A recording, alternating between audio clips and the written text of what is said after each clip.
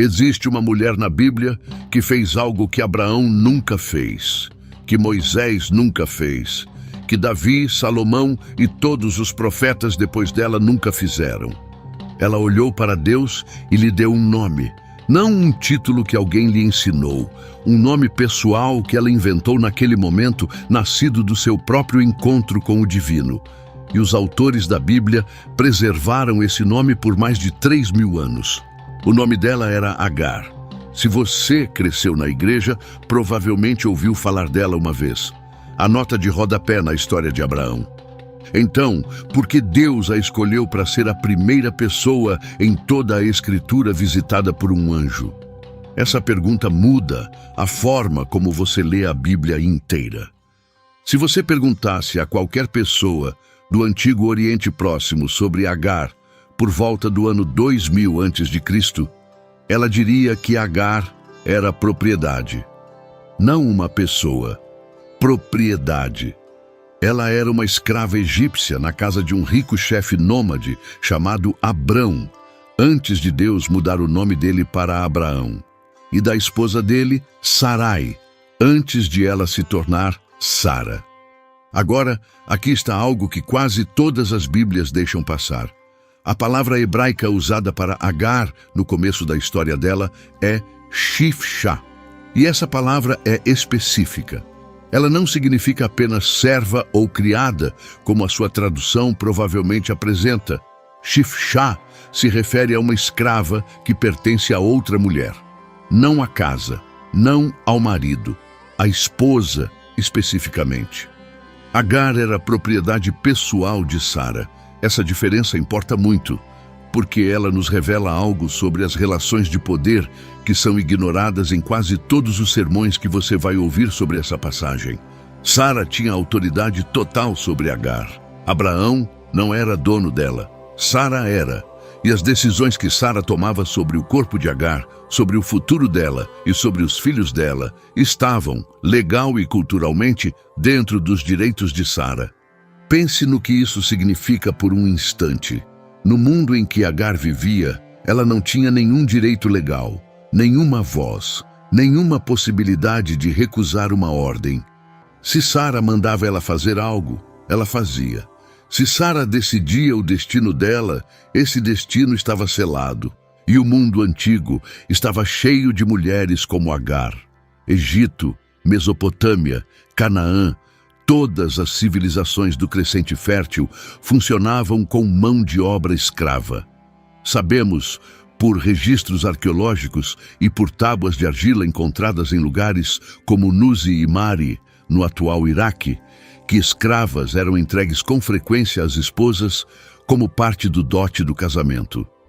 Os corpos delas eram considerados uma extensão dos bens da sua senhora. Então, quando o capítulo 16 do Gênesis começa com Sara incapaz de ter um filho, e ela se volta para Agar e diz, basicamente, você vai ter um filho por mim. Isso não era incomum, não era escandaloso. Era prática legal comum em todo o Antigo Oriente Próximo.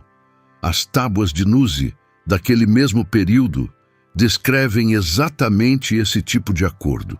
Uma esposa que não conseguia ter filhos podia dar sua escrava ao marido. E a criança que nascesse dessa união pertenceria por lei à esposa e não à escrava. Agar não teve escolha nisso, nenhuma, e é aqui que você precisa resistir à tentação de suavizar essa história. Muitos comentários bíblicos tratam esse momento como Abraão e Sara tomando uma decisão razoável dentro do contexto cultural deles. E culturalmente, sim, era algo normal. Mas o próprio texto está fazendo algo muito mais interessante do que apenas relatar costumes da época. O texto está preparando um choque entre os sistemas humanos de poder e o costume de Deus de aparecer exatamente onde os sistemas humanos dizem que ele não deveria aparecer. Porque aqui está o padrão que percorre a Bíblia inteira, do Gênesis ao Apocalipse.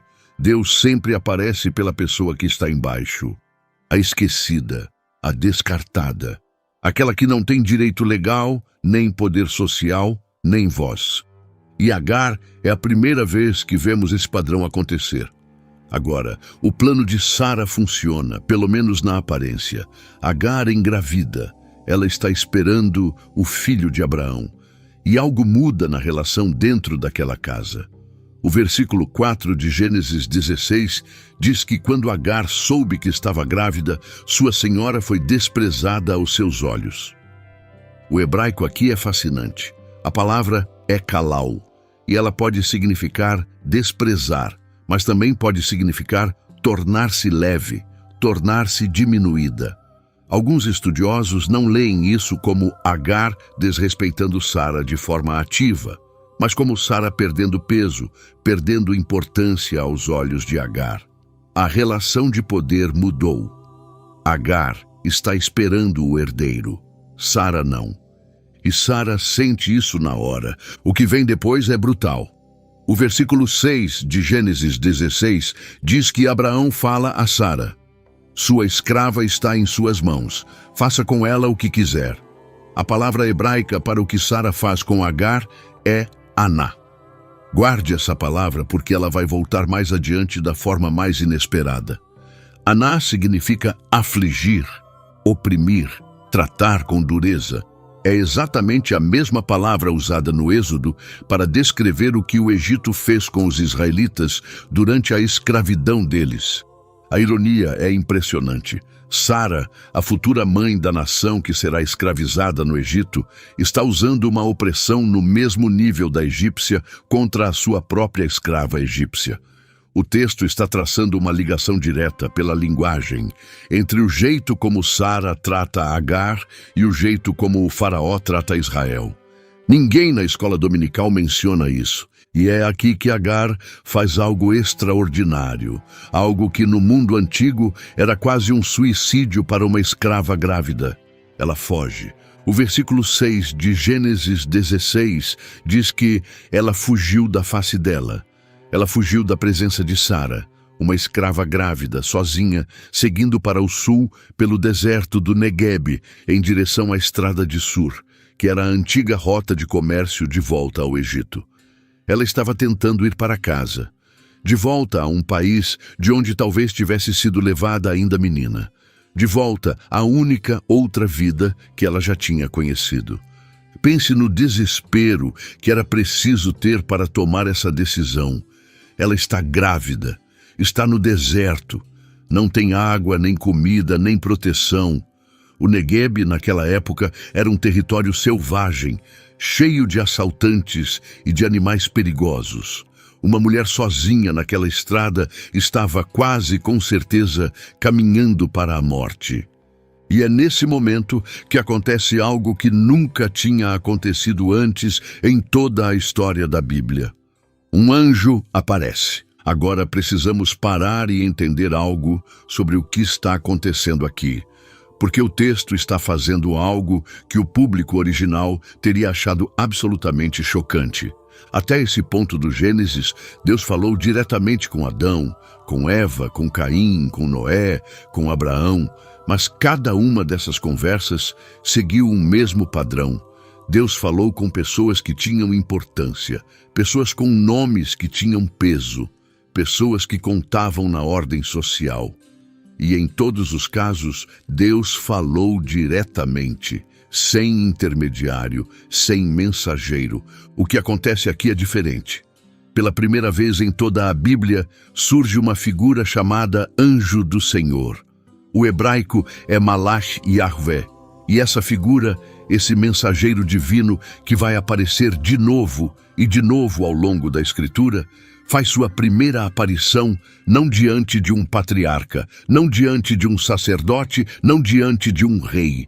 Ele aparece diante de uma escrava grávida em fuga, sentada ao lado de uma fonte no meio do deserto. O anjo do Senhor a encontra numa fonte de água no deserto, perto da fonte que fica na estrada de Sur.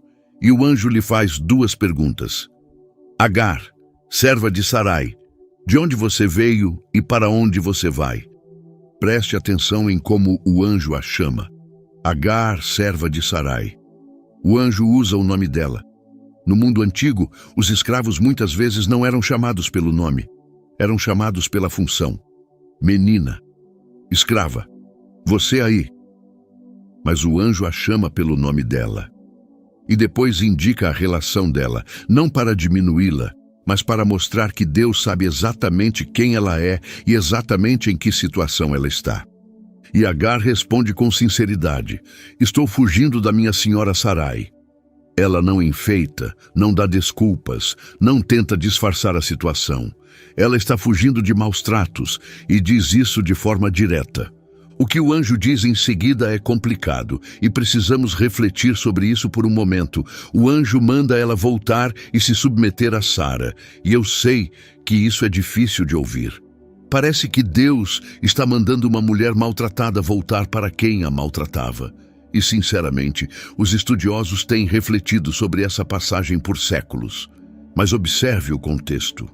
Agar está grávida, sozinha no deserto, partindo para uma viagem de centenas de quilômetros por um território hostil. A chance de ela sobreviver a essa viagem e chegar ao Egito era quase nenhuma. E o anjo não diz apenas volte. O anjo lhe dá algo que mais ninguém no mundo dela tinha lhe dado: uma promessa. Vou multiplicar os seus descendentes de tal modo que ninguém vai conseguir contá-los. Pare e pense em quem está recebendo essa promessa. É o mesmo tipo de promessa que Deus fez a Abraão em Gênesis 15. Olhe para as estrelas, assim será a sua descendência. E agora, Deus está fazendo uma promessa quase igual à escrava egípcia de Abraão. Uma mulher que, na sociedade dela, não tinha o direito de ter bens, de tomar decisões, nem de reivindicar descendentes próprios. Deus está tratando ela como uma matriarca. O anjo continua: você está grávida e vai dar à luz um filho. Você vai chamá-lo de Ismael, porque o Senhor ouviu o seu sofrimento. O nome Ismael, em hebraico, é Ishmael. Ishma significa ele ouve. El significa Deus. Ismael, ao pé da letra, quer dizer Deus ouve. E veja o que Deus ouviu. Ele ouviu o sofrimento dela. E a palavra usada aqui para sofrimento é oni, que vem da mesma raiz de Aná, a palavra usada para descrever o que Sara fez com ela. O círculo se fecha de forma perfeita. Sara afligiu Agar. Deus ouviu a aflição.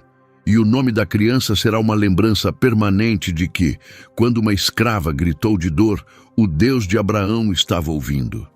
Esta é a parte da história em que a maioria dos comentários segue em frente. Eles citam a aparição do anjo, resumem a promessa e voltam logo para Abraão.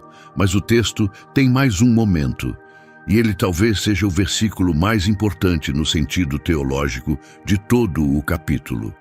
Gênesis 16, versículo 13. Ela deu este nome ao Senhor que falou com ela: Tu és El Roi, pois disse: agora vi aquele que me vê. Leia de novo, devagar. Ela deu um nome a Deus. No Antigo Oriente Próximo, dar nome a algo significava que você tinha autoridade sobre aquilo, ou, no mínimo, uma relação com aquilo profunda o bastante para defini-lo. Adão deu nome aos animais. Os pais davam nome aos filhos. Os conquistadores davam novos nomes às cidades conquistadas. Dar nome era um ato de poder, de identidade, de conhecimento íntimo. E uma escrava egípcia em fuga olha para a presença divina e diz: Tu és El Roi. O hebraico é cheio de significado. El é Deus. Roi vem da raiz Ra, que significa ver. Mas Roi, de forma específica, pode significar aquele que me vê, ou o Deus do meu ver, ou até o Deus que eu vi. A expressão funciona em várias direções ao mesmo tempo.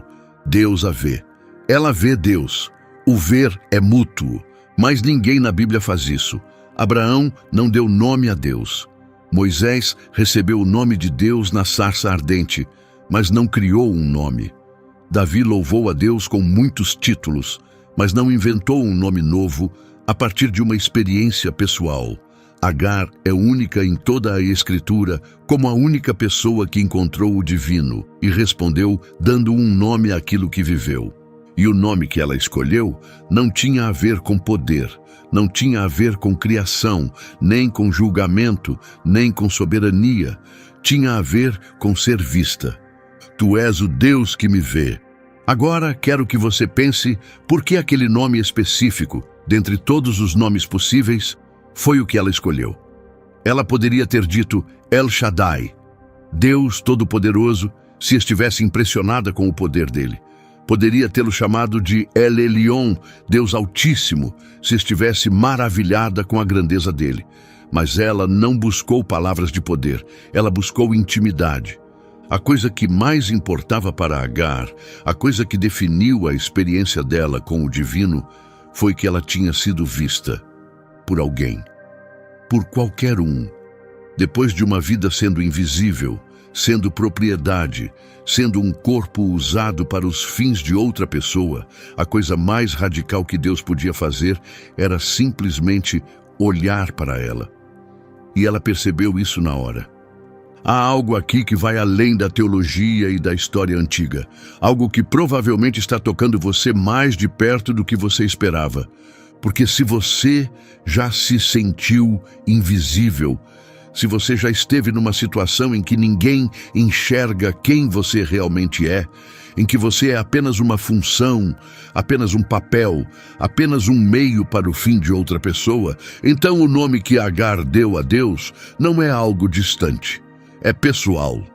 El Roi, o Deus que me vê, não o nós coletivo, não a humanidade em geral. Eu, de forma específica, de forma individual, com toda a minha bagunça, toda a minha fuga, todo o meu desespero. Esse é o Deus que Agar descobriu no deserto, e ela marca o lugar. Ela dá ao poço o nome de Ber Lahai Roi, que quer dizer o poço daquele que vive e me vê. Esse poço se torna um marco geográfico real na história bíblica. Ele aparece de novo mais adiante. E quem acaba escolhendo morar perto desse poço? Isaque, o outro filho de Abraão, o filho justamente da mulher que empurrou Agar para o deserto. Isaque faz sua casa no poço que Agar nomeou. O texto nunca explica por que Isaque escolheu aquele lugar, mas o simbolismo é extraordinário. O filho da promessa se estabelece no lugar onde a mulher rejeitada encontrou Deus. Preste atenção neste próximo detalhe, porque ele explica tudo o que vem depois. Agar volta. Ela retorna à casa de Abraão e dá à luz Ismael. E por cerca de 13 anos, tudo fica relativamente calmo. Ismael cresce como o filho mais velho de Abraão. Abraão o ama. Gênesis 17. Deixa isso claro quando Abraão suplica a Deus que ao menos Ismael viva sob a tua bênção. Abraão não está apenas tolerando essa criança, ele a ama. Mas, durante esses 13 anos, algo muda na condição de Agar, algo que o hebraico original acompanha, mas que as nossas traduções deixam passar completamente. Lembra quando eu disse para prestar atenção na palavra Shifshá? No começo da história, Agar é chamada de Shifshá, uma escrava que pertence a Sara. Mas, depois que Ismael nasce, o texto começa a mudar. Em certas passagens, Agar passa a ser chamada de Amá. Amá é uma palavra totalmente diferente. Enquanto Shifshá significa uma escrava que é propriedade, Amá carrega a ideia de uma esposa secundária, uma mulher com algum direito legal, alguém cujos filhos têm direito à herança. A mudança de Shifshá para Amá acompanha a mudança da posição de Agar dentro da casa. Ela ainda é inferior a Sara, mas não é mais apenas propriedade. Ela é a mãe do filho de Abraão. E no Antigo Oriente Próximo, isso vinha com um certo grau de proteção e de importância. As Bíblias traduzem as duas palavras como serva, escrava ou criada.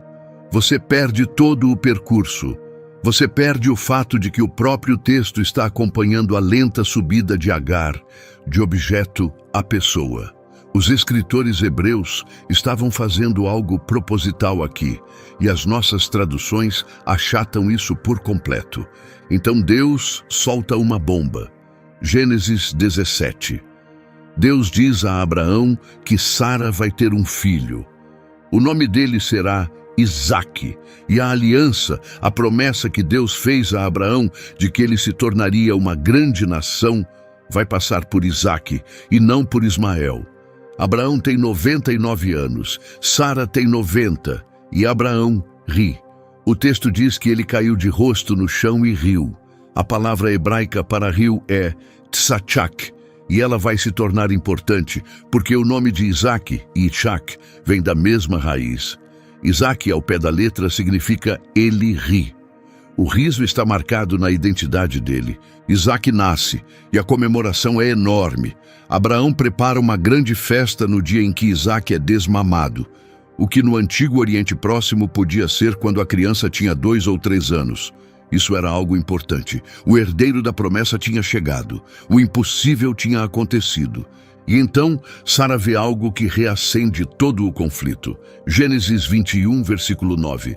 Sara vê Ismael Metzachek, aquela palavra de novo. A raiz é tsachak, rir. Sara vê Ismael rindo, ou brincando, ou zombando. O hebraico é ambíguo de propósito, e os tradutores brigam sobre isso há séculos. Algumas traduções dizem que Ismael estava zombando de Isaque. Outras dizem que ele estava brincando com Isaque. Outras dizem que ele estava apenas rindo. A Septuaginta, a antiga tradução grega da Bíblia hebraica, acrescenta com o seu filho Isaque, o que faz parecer que os 2 meninos estavam brincando juntos. Mas a ambiguidade é justamente o ponto. A reação de Sara é exagerada. Não importa o que Ismael estivesse de fato fazendo, porque o que Sara diz em seguida é devastador. Expulse essa escrava e o filho dela, pois o filho dessa escrava não vai ser herdeiro junto com o meu filho Isaque. Repare na linguagem. Sara não diz o nome de Agar.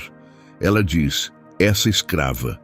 Ela tira de Agar a sua identidade e a reduz de novo à sua função. E ela não diz Ismael. Ela diz o filho dessa escrava. Ela nem quer dar nome a eles. Ela está desumanizando os 2 na linguagem antes de desumanizá-los na ação. E veja o que está movendo Sara aqui. Não é teologia, não é fé, é lei de herança. Ela está apavorada com a ideia de Ismael reivindicar uma parte da riqueza de Abraão junto com Isaque. Isso é uma disputa por bens disfarçada de conflito familiar. Agora, Abraão fica angustiado. O versículo 11 de Gênesis 21 diz que aquilo foi muito penoso aos olhos de Abraão por causa do seu filho, não por causa da sua escrava, por causa do seu filho. Abraão ama Ismael, ele não quer fazer isso, mas Deus diz a Abraão para escutar Sara, e o motivo que Deus apresenta é importante. Por meio de Isaque virá a descendência que terá o seu nome, mas eu também farei do filho da escrava uma nação, porque ele é descendente seu. Deus reconhece 2 coisas ao mesmo tempo. Isaque carrega a linha da aliança. E Ismael continua sendo filho de Abraão e continua tendo direito a uma promessa divina própria. Deus não joga Ismael fora. Deus estende uma promessa separada a ele. Isso não é Deus escolhendo um e rejeitando o outro. É Deus criando 2 caminhos a partir de uma só família. E é aqui que a história entra no seu capítulo mais sombrio. Abraão se levanta cedo de manhã. Ele pega pão e um odre de água. Ele coloca tudo sobre o ombro de Agar, entrega a criança a ela e os manda embora. Leia essa cena com atenção. Pão e um odre de água. Só isso, para uma viagem pelo deserto de Berseba. Abraão, um dos homens mais ricos de Canaã, um homem que tinha centenas de servos e enormes rebanhos de animais, manda a mãe do seu filho mais velho para o deserto com pão e um cantil. Será que ele estava sendo cruel? Será que estava seguindo a ordem de Deus de forma exata e nada além disso? Será que tinha medo de Sara? O texto não nos diz o que Abraão sentia naquele momento além da dor, mas a pequena quantidade do que ele oferece chama a atenção. Ele dá a ela o suficiente para sobreviver um dia ou dois, não o suficiente para construir uma vida. E Agar entra no deserto, de novo. Pela segunda vez na história dela, ela está no deserto. Mas, desta vez é diferente. Da primeira vez, ela fugiu por escolha própria. Ela estava fugindo de maus tratos e ainda tinha controle sobre si mesma. Ela escolheu partir. Ela escolheu a direção. Ela escolheu a estrada para o Egito. Desta vez, ela foi expulsa. Ela não escolheu partir. Ela foi mandada embora. A palavra hebraica é garash e é um termo jurídico. Significa expulsar, divorciar, banir. É a mesma palavra usada quando Deus baniu Adão e Eva do jardim do Éden. A mesma palavra usada quando as nações expulsam seus inimigos. Agar não está fugindo desta vez. Ela foi jogada fora. O deserto de Berseba. Se você já viu fotos do deserto do Negueb, no sul de Israel, sabe como é essa paisagem. Leitos de rios secos, chamados de uades, que não vêem água há meses. Terreno rochoso que se estende até o horizonte. Um calor que transforma o ar em ondas visíveis. E silêncio. O tipo de silêncio que faz você ouvir as próprias batidas do coração. Agar caminha sem rumo por esse deserto. O texto diz que a água do odre acabou, e ela coloca o filho debaixo de um dos arbustos do deserto para ficar na sombra. Agora, há um detalhe aqui que os estudiosos discutem. Ismael, a esta altura, deveria ter por volta de 16 ou 17 anos, levando em conta a linha do tempo do Gênesis. Ele nasceu quando Abraão tinha 86 anos e Abraão tinha 100 quando Isaque nasceu. A festa do desmame de Isaque aconteceu 2 ou 3 anos depois. Então Ismael é um adolescente. Mas o texto hebraico, em Gênesis 21, descreve ele quase como se fosse uma criança pequena. Agar o deita debaixo do arbusto. Ela se senta à distância de um tiro de arco, porque não quer ver o filho morrer. Alguns estudiosos acham que isso é uma compressão da narrativa, ou seja, o autor tratando a idade de Ismael de forma livre para aumentar o impacto emocional. Outros acham que os verbos hebraicos sugerem um adolescente que desmaiou de desidratação e que Agar o coloca na melhor sombra que consegue encontrar antes de se afastar. As duas leituras funcionam. O centro emocional é o mesmo. Agar se senta a cerca de 100 metros de distância e ela ergue a voz e chora. A palavra hebraica aqui é baká. Significa chorar de forma aberta, alta, com uma dor que toma o corpo inteiro. Não são lágrimas em silêncio. É o som de uma mãe que aceitou que seu filho vai morrer e que ela não pode impedir isso. Ela já esteve aqui antes. 14 ou 15 anos atrás, ela se sentou ao lado de um poço neste mesmo tipo de deserto, grávida e sozinha e em fuga. E Deus apareceu, Deus falou, Deus fez promessas, Deus a viu. Mas desta vez, ela não clama a Deus, ela não reza, ela não invoca El Roi, o nome que ela mesma deu ao divino. Ela apenas chora. E o texto faz algo inesperado. Em vez de dizer que Deus ouviu o choro de Agar, o versículo 17 de Gênesis 21 diz: Deus ouviu a voz do menino, Ismael. Deus ouve. O menino, cujo próprio nome significa Deus ouve, é aquele cuja voz Deus atende neste momento. O nome que Agar recebeu lá no capítulo 16, o nome que guarda dentro de si a atenção de Deus ao sofrimento, se ativa aqui no deserto como uma promessa guardada que, enfim, é cobrada. E Deus fala, mas não diretamente a Agar desta vez. O anjo de Deus chama do céu e diz: O que foi, Agar? Não tenha medo. Deus ouviu o choro do menino ali deitado. Levante o menino e segure-o pela mão, porque farei dele uma grande nação. Duas coisas para notar. Primeira, o anjo a chama pelo nome de novo, assim como no primeiro encontro. Num mundo em que ela foi reduzida a aquela escrava, o mensageiro de Deus usa o nome dela. Segunda, a promessa do capítulo 16 é repetida. Farei dele uma grande nação. A promessa não venceu quando ela foi expulsa. Não foi cancelada quando Sara exigiu que ela fosse mandada embora. Ela ainda está em pé. E então vem o versículo 19, um dos versículos mais silenciosamente devastadores da Bíblia hebraica. Então Deus abriu os olhos dela e ela viu um poço de água. O poço já estava ali esse tempo todo. Agar estava sentada no deserto, morrendo de sede, chorando pelo filho, e havia um poço bem ali à vista esse tempo todo. Ela só não conseguia vê-lo. O verbo hebraico é pakash, que significa abrir, especificamente abrir olhos que estavam fechados ou cegos. É a mesma palavra usada quando Deus abre os olhos do servo de Eliseu para ver os exércitos do céu, em 2 Reis. É a palavra para retirar um véu, para mudar a percepção, para revelar aquilo que estava presente, mas escondido. O poço já estava ali. Pare um momento sobre isso, porque esta não é apenas uma história antiga de sobrevivência. É um princípio espiritual embutido na estrutura da narrativa do texto. Às vezes, o que precisamos já está presente. A resposta já está ali. O caminho à frente já existe, mas a dor, o medo e o luto têm um jeito de nos cegar para aquilo que está bem na nossa frente. E o que Deus faz por Agar não é mágica. Ele não cria um poço do nada. Ele abre os olhos dela para aquilo que sempre esteve ao alcance. Se você está vivendo agora uma fase em que tudo parece um deserto, em que os recursos acabaram e você está sentado a certa distância porque não consegue ver aquilo que você mais ama desmoronar, este versículo é para você. O poço pode já estar ali. Você talvez só precise ter os olhos abertos para vê-lo.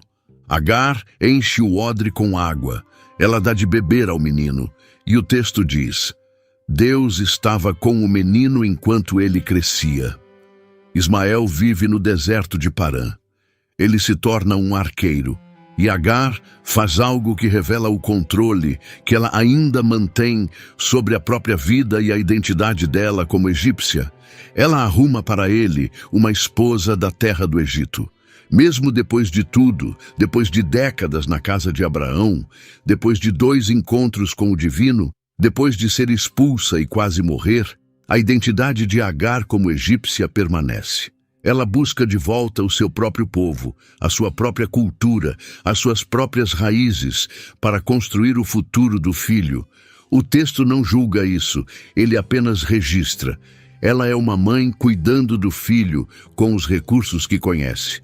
E Ismael prospera. Gênesis 25 lista os 12 filhos dele pelo nome, 12 príncipes de 12 tribos.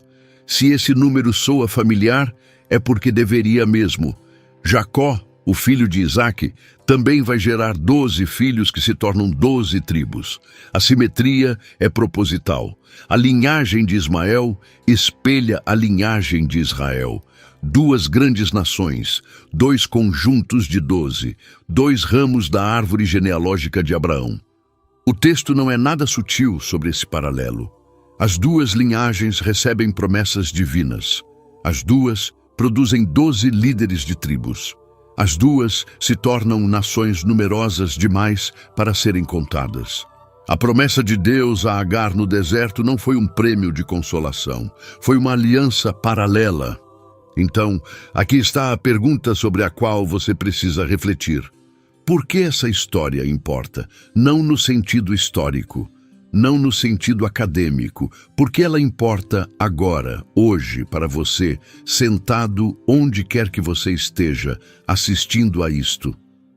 A história de Agar é a primeira narrativa feminina totalmente desenvolvida na Bíblia. Antes dela, as mulheres aparecem no Gênesis como esposas, mães e filhas, definidas pela relação delas com os homens. Agar é a primeira mulher na Escritura que tem o seu próprio percurso na história, os seus próprios encontros com Deus, as suas próprias promessas, o seu próprio lugar com nome na paisagem. Ela é também a única pessoa no Gênesis que tem 2 encontros separados com anjos. Abraão tem vários encontros com Deus, mas eles fazem parte de uma relação de aliança contínua. Os encontros de Agar são operações de resgate. Deus aparece nos 2 momentos mais baixos da vida dela, não para fazer um acordo, mas para salvá-la. E é isso que separa a história de Agar de todas as outras narrativas dos patriarcas no Gênesis. A relação de Deus com Abraão tem uma estrutura de troca. Eu vou abençoar você, e você será uma bênção. Eu vou lhe dar a terra, e você vai andar em fidelidade.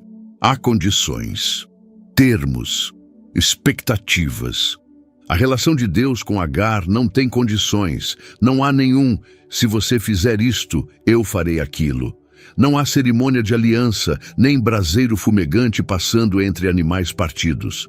Deus simplesmente aparece, a vê e faz uma promessa, sem exigências, sem condições, apenas graça estendida a alguém que o mundo considerava descartável. As implicações teológicas disso são enormes e foram, na maior parte, ignoradas por séculos. Pense assim. O Antigo Testamento inteiro é organizado em torno de alianças. Deus faz uma aliança com Noé, com Abraão, com Moisés, com Davi. Essas alianças formam a espinha dorsal da narrativa bíblica. E mesmo assim, antes de qualquer uma das grandes alianças ser de fato estabelecida, Deus faz uma promessa sem condições a uma escrava egípcia que não tem nenhum direito legal, nenhum poder social e nenhum motivo para reivindicar a atenção de Deus. O que isso lhe diz sobre o caráter de Deus, do jeito como os autores da Bíblia o entendiam? Isso lhe diz que a atenção de Deus não é conquistada, ela é dada. Que o cuidado divino não desce através de hierarquias de poder. Ele flui em direção à necessidade. Ele flui em direção à pessoa que está sentada sozinha no deserto. Ele flui em direção à mãe que perdeu a esperança. Agora, há outra camada nesta história que raramente é explorada. E ela liga Agar a 3 das principais religiões do mundo de formas que são, ao mesmo tempo, belas e complicadas. No judaísmo, a história de Agar é lida com uma mistura de compaixão e complexidade teológica. A tradição rabínica tem várias interpretações. Alguns textos do Midrash identificam Agar com Quetura, a mulher com quem Abraão se casa depois da morte de Sara, em Gênesis 25. Se essa identificação estiver certa, isso significa que Agar voltou. Depois de tudo, depois do exílio, depois do deserto, ela e Abraão se reencontraram. Nem todos os estudiosos aceitam essa leitura, mas o fato de essa tradição existir lhe diz algo sobre como a história ressoou mesmo nos tempos antigos. Havia um sentimento de que a história de Agar não podia terminar no deserto. Ela precisava de um retorno. No cristianismo, Paulo usa Agar na sua carta aos Gálatas como uma alegoria da antiga aliança em comparação com a nova aliança. Ela representa o Monte Sinai, a lei, a escravidão. Sara representa a Nova Jerusalém, a liberdade, a graça. E, sinceramente, esse é um dos usos mais polêmicos da história de Agar, porque ele transforma o sofrimento de uma pessoa real numa metáfora teológica. O argumento de Paulo sobre a lei e a graça é válido por si só, mas o texto original do Gênesis pinta um retrato muito mais simpático de Agar do que a alegoria de Paulo sugere. Se você ler o Gênesis sem a leitura de Paulo por cima, Agar não é um símbolo de escravidão. Ela é um símbolo da graça inesperada de Deus. Ela é a prova de que as promessas de Deus não se limitam à linhagem da aliança. Isso não é contra Paulo, é apenas honesto sobre o que o texto realmente diz, antes de as estruturas teológicas posteriores serem aplicadas a ele. No islamismo, Agar, conhecida como Hajar, é uma das mulheres mais honradas da fé. O Hajj, a peregrinação anual a Meca, que todo muçulmano deve fazer pelo menos uma vez na vida, inclui um ritual chamado Sai, em que os peregrinos caminham 7 vezes entre as colinas de Safa e Marva. Esse ritual lembra diretamente a busca desesperada de Agar por água no deserto para o filho dela, Ismael. Todos os anos, milhões de pessoas refazem os passos de Agar. O desespero dela, a fé dela, a resistência dela se tornam um ato de adoração vivo e encarnado. O poço de Zamzam, em Meca, é tradicionalmente identificado como o poço que Deus revelou a Agar. Quer a geografia coincida perfeitamente ou não com o Beer Lahai Roi bíblico, a ligação teológica é a mesma. Deus oferece água no deserto para uma mulher que o mundo descartou. 3 religiões, bilhões de pessoas. E no centro de tudo isso, uma mulher que começou sua história como propriedade de outra pessoa. Agora, quero trazer isso de volta para algo pessoal. Porque a história de Agar não é apenas sobre teologia e história antiga. É sobre um padrão que se repete na vida comum das pessoas todos os dias. O padrão é este: existem pessoas no mundo que se sentem invisíveis. Pessoas que são definidas pela sua função, não pela sua identidade. Pessoas que são usadas pelo que conseguem produzir, não valorizadas por quem são.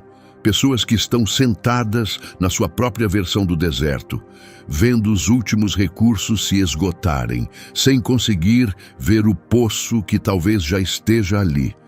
O nome que Agar deu a Deus, El Roi, talvez seja o nome mais íntimo para o divino em toda a Bíblia. Ele não descreve o que Deus faz. Ele descreve o que Deus é, um Deus que vê, não um Deus que apenas observa. Um Deus que vê de um jeito que transforma. O tipo de ver que diz: eu sei que você está aí, eu sei o que você está passando, e a sua história não acabou. O poço que Agar nomeou ainda aparece na Escritura muito tempo depois de ela ter partido. Beer Lahai Roi, o poço daquele que vive e me vê. Isaac acaba se estabelecendo ali. O filho da aliança escolhe construir sua vida no lugar onde a rejeitada encontrou Deus. Você poderia ler isso como coincidência, ou poderia ler isso como o texto lhe dizendo que o lugar onde os rejeitados encontram o divino é solo sagrado, e que até mesmo aqueles que nascem com privilégios são atraídos para ele. Agar entrou na história como propriedade. Ela sai como a mãe de uma nação, aquela que deu nome a Deus, e a única mulher no Gênesis cujos encontros com o divino rivalizam com os dos próprios patriarcas. Ela foi a primeira a ver um anjo, a primeira a dar um nome a Deus, a primeira a receber a promessa de uma nação fora da linhagem da aliança. E ela fez tudo isso a partir da posição mais baixa possível na sua sociedade. A verdadeira pergunta não é se a história de Agar importa no sentido histórico. É claro que importa. A verdadeira pergunta é se você consegue se enxergar nela. Porque El Roi não parou de ver as pessoas quando o livro do Gênesis terminou. O Deus que encontrou uma escrava fugitiva num poço no deserto é o mesmo Deus que vê a pessoa que está assistindo a isto agora. Seja qual for o deserto pelo qual você está passando, seja qual for o nome ao qual você foi reduzido por pessoas que só enxergam a sua função, seja qual for o poço que pode estar bem ali, logo além daquilo que você consegue perceber agora, você é visto. Foi isso que Agar soube. Foi isso que ela nomeou. E 3.000 anos depois, ainda estamos falando sobre isso. Se este vídeo mudou a forma como você vê a história de Agar, ou se ele ajudou você a enxergar algo sobre a sua própria história, inscreva-se. Há mais figuras escondidas na Bíblia cujas histórias nunca foram contadas do jeito que merecem. E nós estamos apenas começando.